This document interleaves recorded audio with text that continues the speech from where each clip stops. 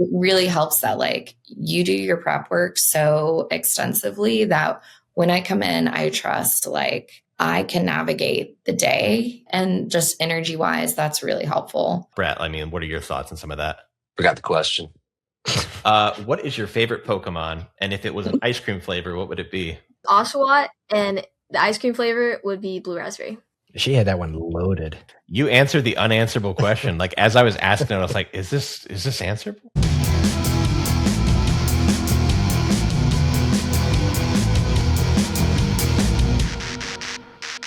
Hey, what's up, everyone? Welcome to another episode of Deep Dark Well, where we do a deep dark dive into all things filmmaking. I am Jason Sheedy. And I am Joshua David Matthews. They are Heebie-Jeebies Pictures. We're here tonight with three talented members of the Heebie-Jeebies team, Allison, Nicole Kidman, and the lead singer of the Foo Fighters, Dave Grohl. Hey, guys, welcome to the show. What's up? I couldn't think of a celebrity lookalike off the top of my head, Allison. I'm sorry. Have you been compared to anyone before?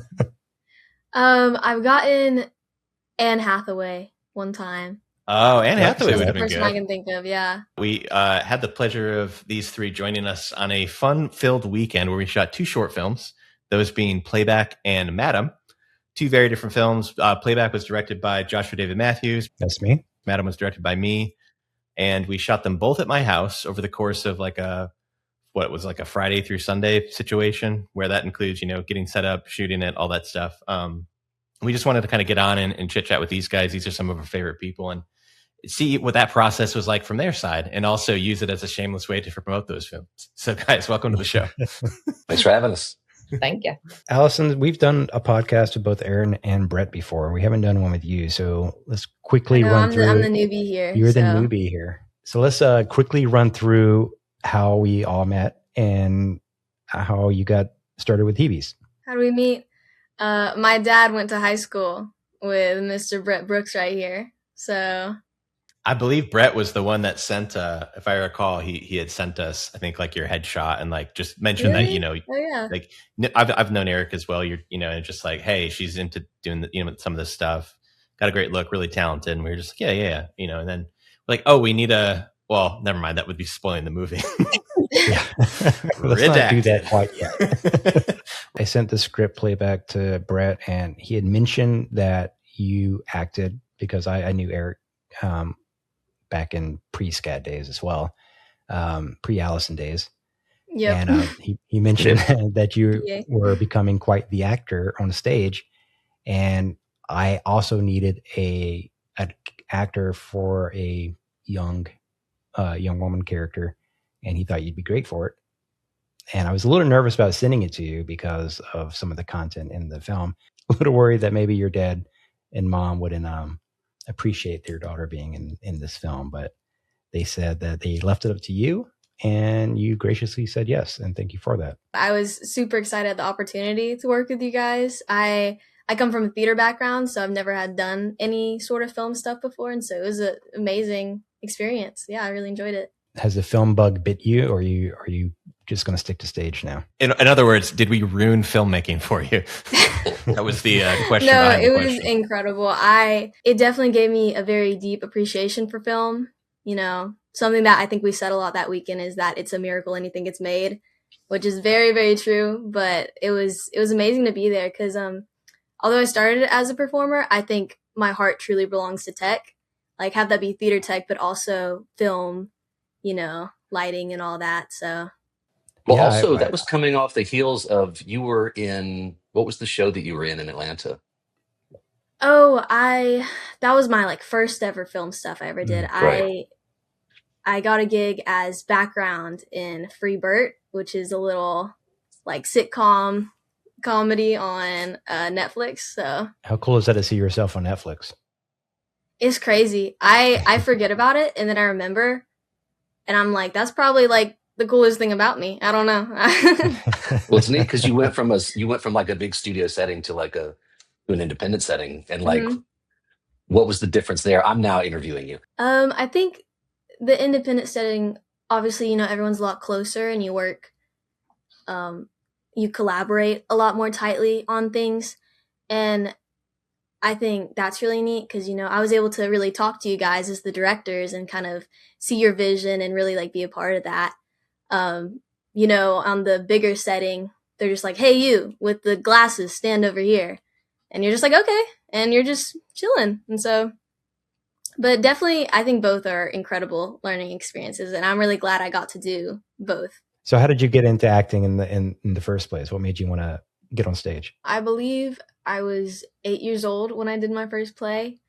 I had a best friend in elementary school who did it. And so I was like, sure, let's try it. And turns out I stuck with it for nearly 10 years now. That's going to be crazy. Like, I think after this year, it will have been a decade that I've done theater and acting, which I can't imagine my life without it. I was a very introverted kid. I was very shy. And so it really helped me develop the social skills and, you know, kind of come into myself a little bit. So what was your first performance? Aladdin Jr. I was in like ensemble. I was dancing around in Friend Like Me. They had me in like a full like gold bodysuit. That was a fun one. That was a good one. I'm curious really quick.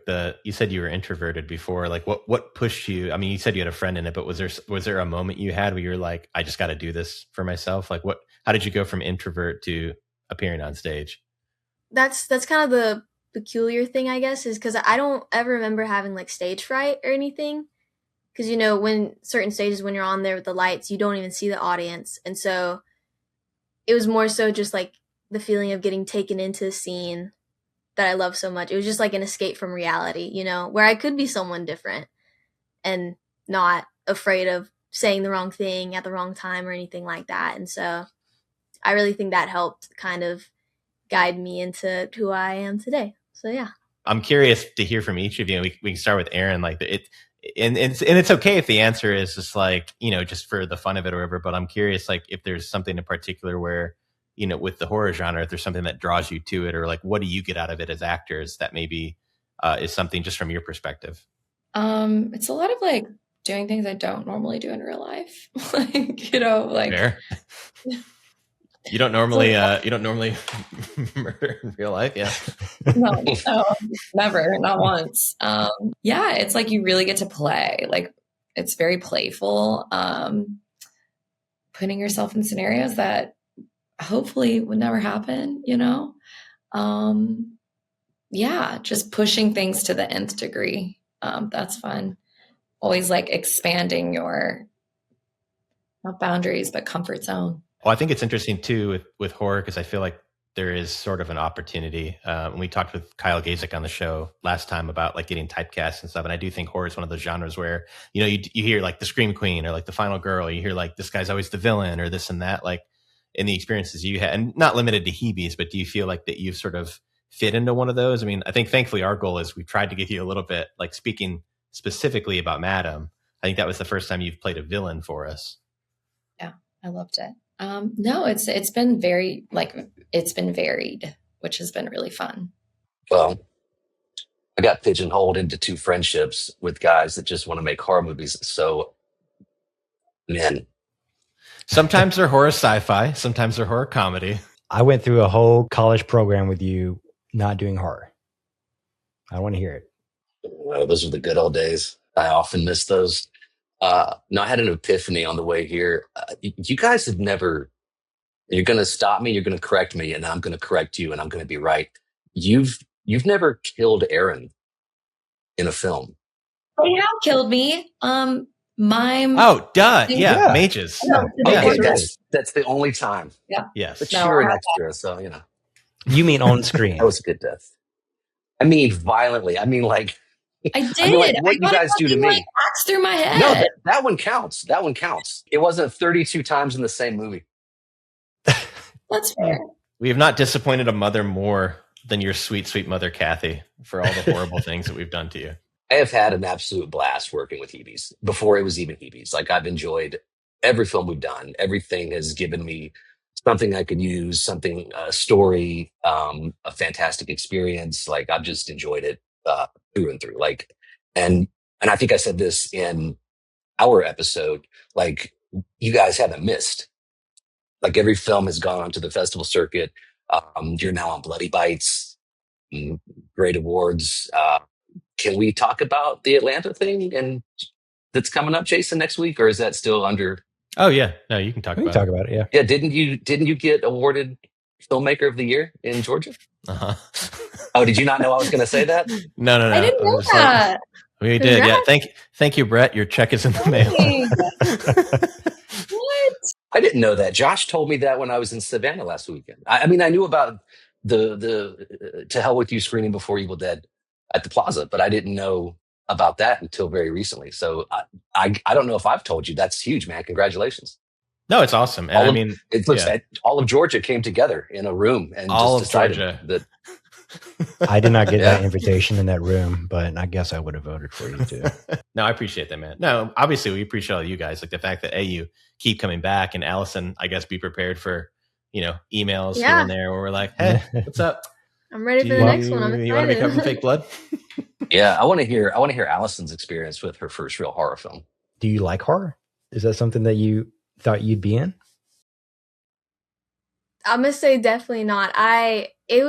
It's actually only recently that I think I've gotten. I appreciated the dramatic pause there. I had to think about it, because growing up, any kind of horror, even the very elementary ones like Scream or I don't know, and just some of the other ones, I just terrified me. I just cannot handle it. I was very paranoid, and so if you told little me that that's what I'd be getting into, and I turn into a full-on beep in one of these, is that the fact that you'll say I turn into a full-on beep will be a fun moment. So. It will be. And then this moment explaining that, yeah, that was great. I love that.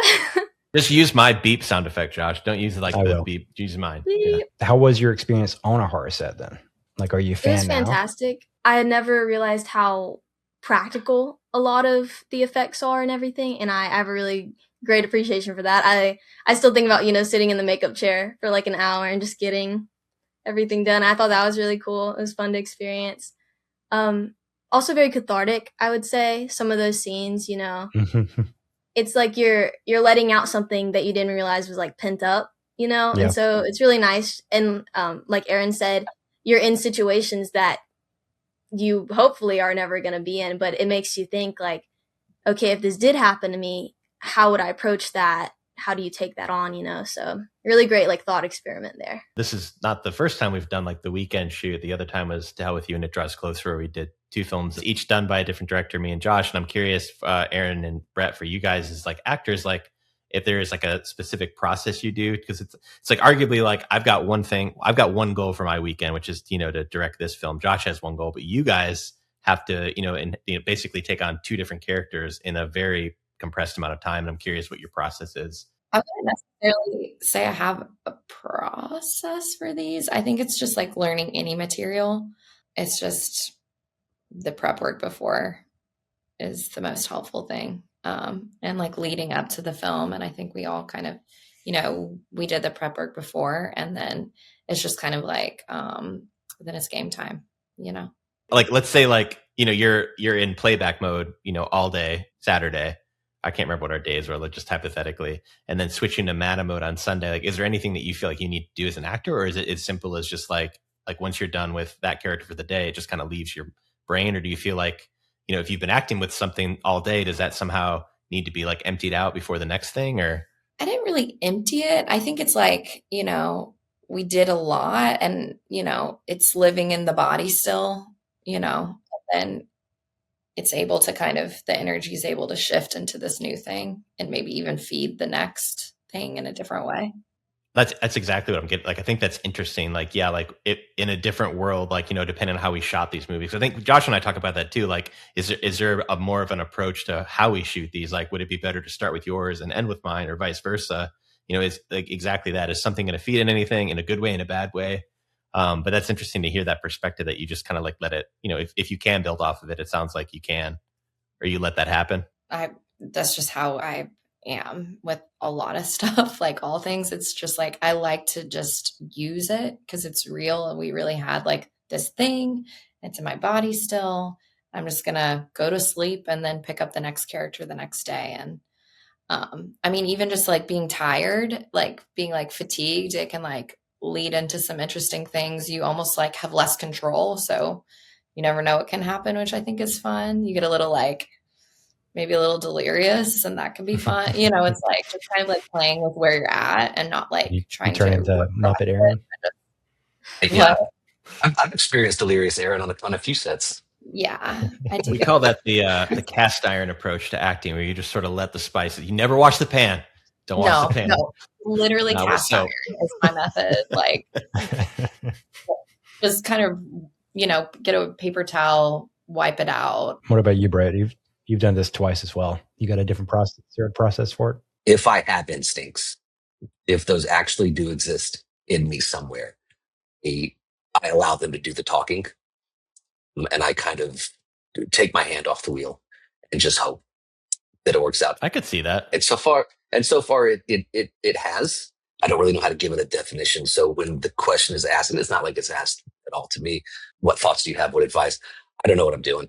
So I don't really know how to relay what I do to someone, to another performer. How did you feel about swapping back and forth at kind of maybe a whiplash speed at times between films? Because I remember we did Playback on Friday, and then we did Madam all day Saturday, and then Saturday night we went and did more Playback stuff. That's right. I forgot we did that. Yeah. Between an emotional Saturday into a arguably very different character and scene in Saturday night. Well, Playback was, I had more trouble with Madam. It's funny because it's all physicality and emoting.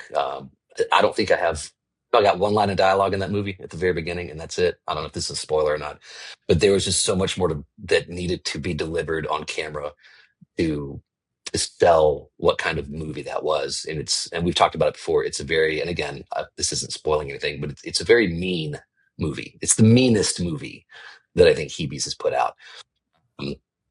Playback, me, was the most unsettling. I don't know that we've done an unsettling. We haven't really done an unsettling film before Josh showed up. Right? Yeah. Josh brought some bleakness to Heebie's. Like, he everything brought was some just like darkness sunshine and to the table. rainbows. I'm really a happy guy, though. Either way, we got 2 new movies for Kathy to love. So, which one did Kathy like better? Well, she didn't see Madam.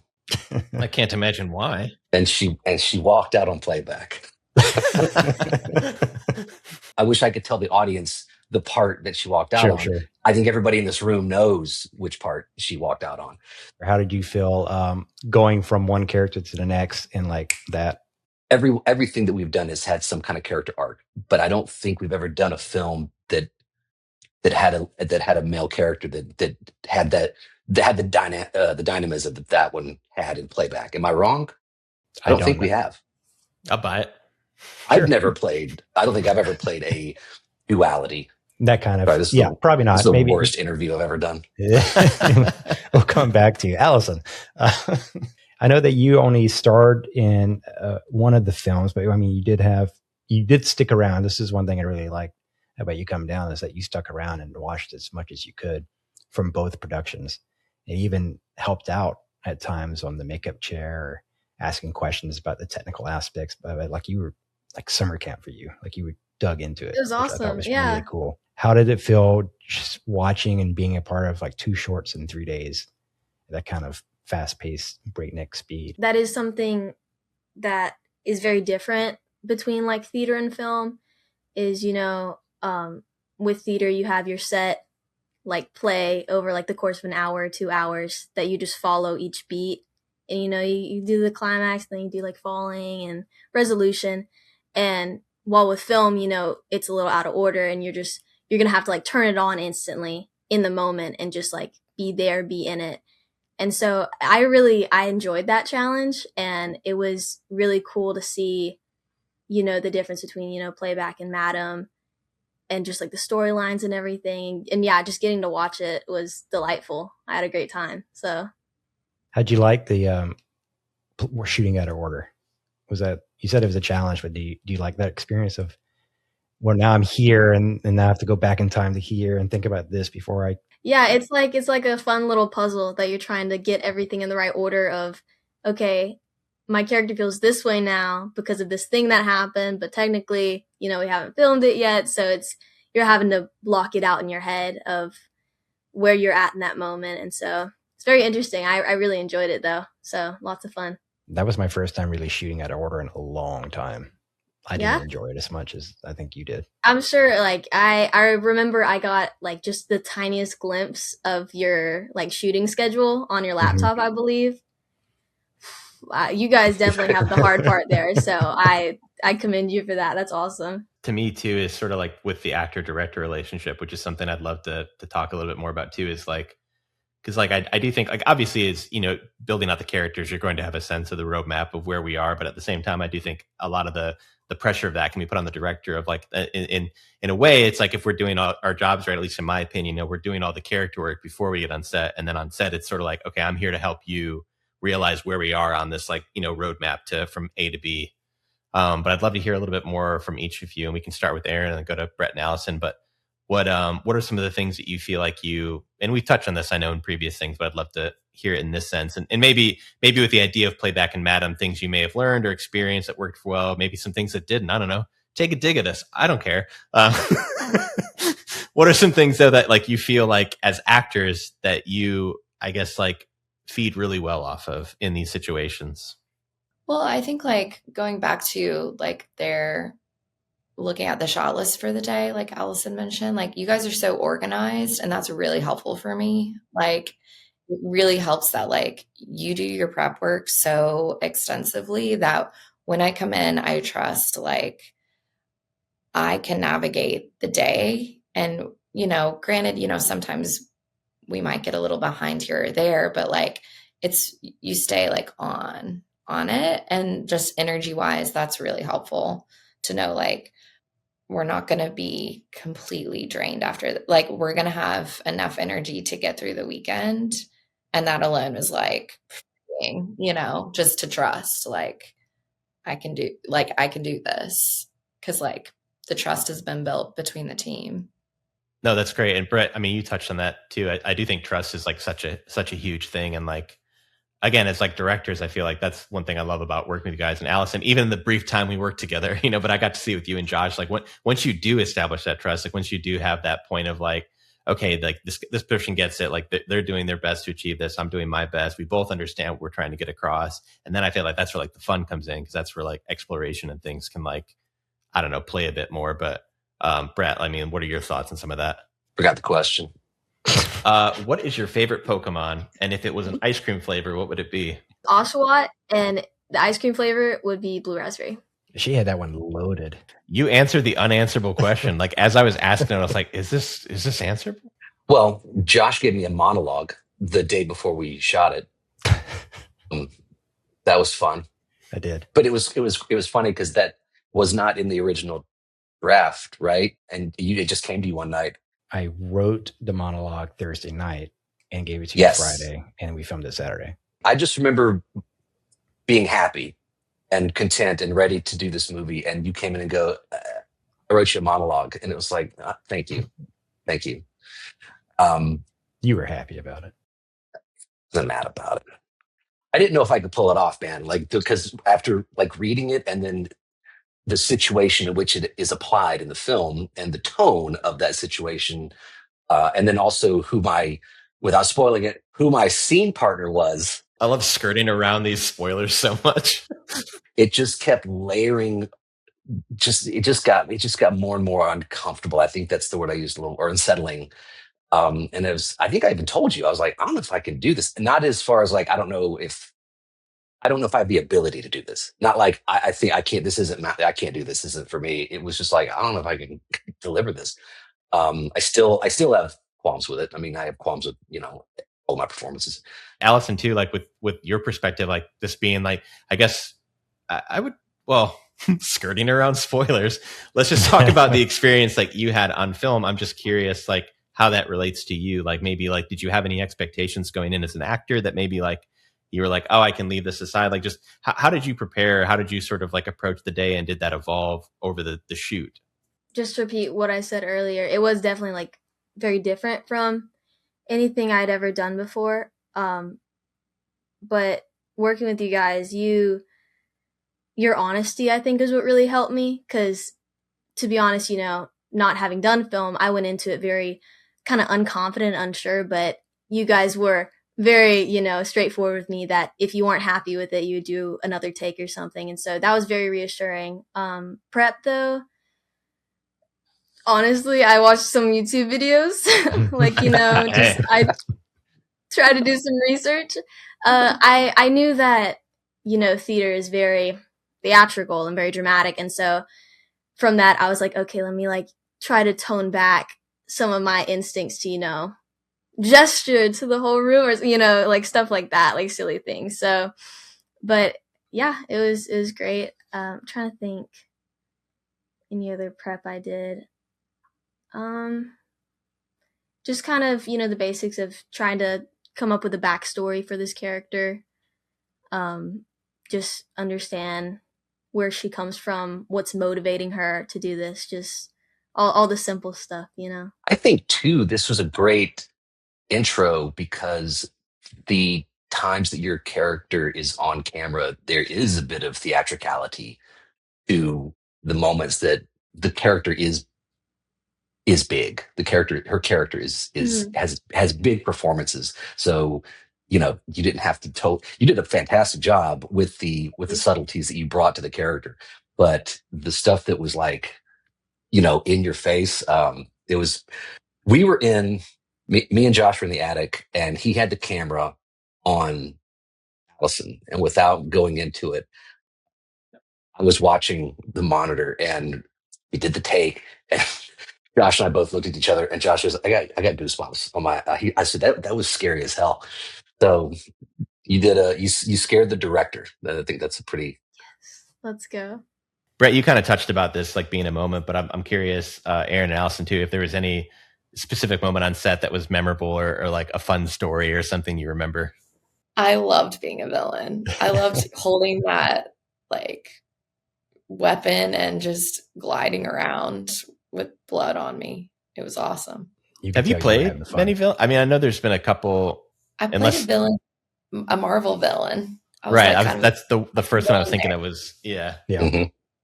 And then I become a demon in this one horror film where I start sweet and then I turn into demon mom. That was a good moment. That was really my best friend's exorcism, correct? Yeah. That was a good moment. Yeah. Oh, I think it was favorite memory because I was like, oh, mine's like not nearly as cool. Mine's kind of boring, but it was just playing with Jason's dog. Biddy. Oh, that's always a good memory. Where's she at? Yeah. Not here. I remember it was like Saturday while y'all were doing all the Madam stuff. I was chilling out. I just had like one of those little rope toys and we were just like playing around and it was a good time. Hey, the best memory on the film set doesn't have to be the actual film. It can be. It's funny though too, because I do feel like there has been times in my life where I've been on a film set and like the most enjoyable, a lot of times it's relationship based, right? It's like you connect with somebody in between takes or something, or I don't know, like you have a cool conversation after it wraps. Like, I mean, I can't tell you how many times like we've gone, you know, after a shoot, we go out to my porch and then we just like talk about stuff. And that ends up being like the best part of the weekend of just getting into those combos about, especially after like the high of shooting a movie where you're just like, oh, we did the thing. Like, Brett, was your favorite memory? I guess me and Eric, her dad, had talked about me and Allison working on something together for like quite a while, like especially when she really got into theater. And this is when probably, I don't know, a couple years back. And so it was very cool to finally be able to be like, oh, we get to be in a movie together. Like I've been friends with her dad since high school. Well, her mom and her dad since high school, and have gotten to see the family come up. And, you know, anytime I'm back in town, we always stop by and, you know, get dinner or whatever. And that to me was very cool. And getting to introduce her to you guys, to put another talented actress on the docket. It sucks, man. The memories that I have that I want to talk about, I can't because it's spoiled the movie. I mean, you can say it, and then if we can work it in, we'll work it in. I got on camera multiple takes. Okay, I can't use that, but this is how I feel like Heebie's conversation goes. Josh calls Jason, and Jason says hello, and Josh goes, I got a new idea for a film. And Jason goes, great, what is it? Josh goes, haunted camera, doesn't matter. Brett, 25 times. Let's make it. He's figured us out. We're like a Saw writer's room where we're just trying to figure out creative ways to kill our friends. That's the formula. One way we've realized we like to end these is just kind of having like some like general parting words or like advice for people listening. The first thing that I could think of is not exactly advice, but it's something that I was thinking about a lot after we had finished filming, and then also like seeing the film, was how another difference between film and theater is how film is really just kind of like a time capsule of your talents and like your skills in that specific moment. Because, you know, I'm always of the mindset, you know, want to grow, want to do better. And so to actually have something physical that you can like look back on and be like, this is where you were, think about where you are now. It's amazing. And it's really, it's kind of helpful, you know, to help you grow and like really see yourself perform like that on screens. I think that would be my advice. Yeah. Just being aware. Yeah, I think it's the same way for directing too, for filmmakers. Like, it's nice to see, like, we'll look back on these films in a few years and be like, who hurt us at that point in our lives? I don't know how to follow that. That was cool. Yeah. The idea of having something that you can actually, because theater is ephemeral, right? You do it and it's done and it's different every night. And it goes away into the ether after it's finished. Whereas a film, you have documented evidence that you can watch on repeat to remember those times. I like the time capsule analogy a lot. I hate giving advice about anything performance wise.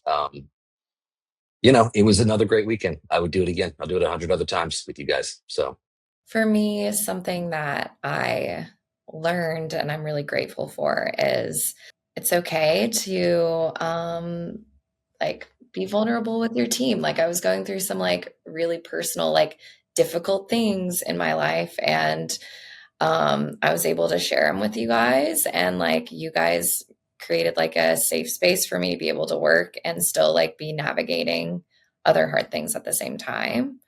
And I'm a person that doesn't like to like ask for help, or, you know, I'm very much like, the show must go on, and, you know, I can just shove down my life and my feelings, or my like, you know, real world life, and then be in our like play world. But like, I really couldn't do that weekend. And I feel like even through that, like I felt like very held. So my advice is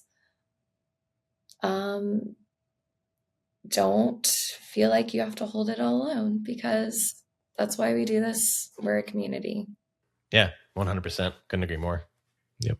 And thanks for sharing. I actually wanted to possibly talk to you about that, but I didn't want to bring it up if it like, I'm like, oh, she brought it up. We can talk about it now. No, I mean, I'm better now, but sure. It's something I think about a lot. Like that weekend, that's what it reminds me of. Does some of that then help in terms of playing into, or do you feel like there's like a healthy boundary to set there? Like how much of that do you want to bring in? It was a boundary because it was so fresh. Like, sure. I was still like just navigate. Like, I was still kind of like in shock, basically. So people don't think that, I don't know, I like murdered someone or something. I don't know. I was involved in a shooting at my house, and like, I was very like lucky to be alive.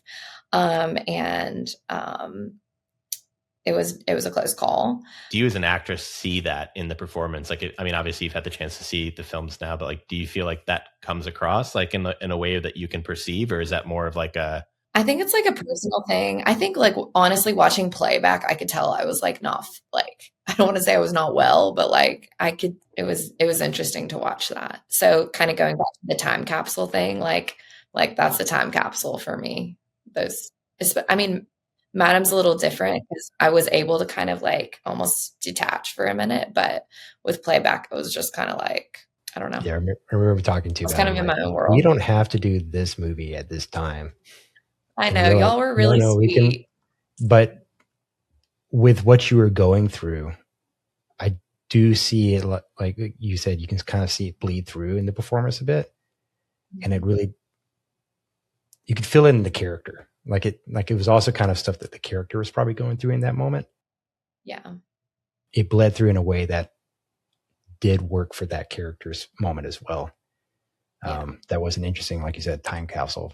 I will always think about that as well, going back and watching it, because that just felt very raw and real. Yeah, I've learned a lot. Also, I'm really glad that we didn't have to do To Hell With You. You know? Sure, something where you had to like, yeah. I was gonna say it's interesting how like we would never ask, you would never ask somebody to like go through something like that, you know, as a way to enhance a performance. You know what I mean? Like you would never like, it's just, you know, the fact of it being like a happenstance thing that occurred. And then, you know, up until these films, like being able to find a way to sort of use it. And like, I mean, I might be speaking out of turn, but like, was there any like catharsis for you in being able to sort of like, cause yeah, these films I feel like sort of matched, I'm assuming some of the feelings you probably had after that experience. Yeah. I think it was more of just like, I was like, well, my whole, like, cause acting's like my thing, you know? And I was like, well, I still have this, you know, it's like, everything isn't completely falling apart, you know? Sure.